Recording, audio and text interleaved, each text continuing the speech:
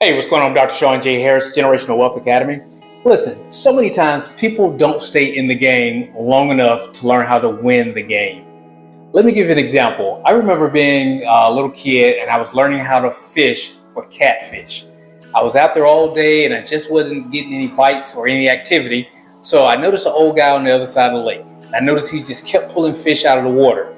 So I went over to him and said, hey, listen, what am I doing wrong? How can I learn how to catch these fish? Now keep in mind, earlier that day I saw a lot of people weren't getting bites and they were leaving, but I stuck around and I watched the old guy across the lake. So he showed me a formula to use where he had a little dough, some cayenne syrup, and also bird seeds. And he mushed it together in this nice little compact ball and he put it on the hook. As soon as he dropped it in, he started getting bites. So I learned a new trick on how to catch catfish that day. But if I had left early, like I saw everyone else leaving because they weren't getting the positive results, then I would have had the same results as the other people, which was I didn't stick around long enough to find out the rules of the game.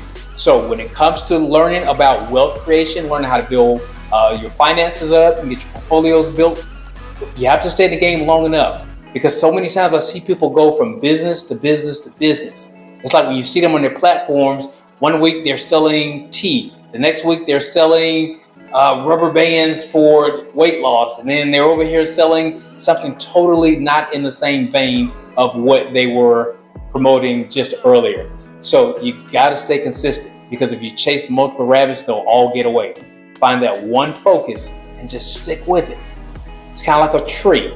A tree has what's called a taproot. That one taproot goes straight down to the ground about 6 to 8 feet, and it retrieves all of the water and the nutrients that the tree needs. Now the other roots are more shallow. They're only a couple feet. If you ever notice a tree when it topples over during a storm, you'll notice that the roots are not that big. You can see this big giant oak tree fall over, but the root system is pretty shallow, with the exception of that one root.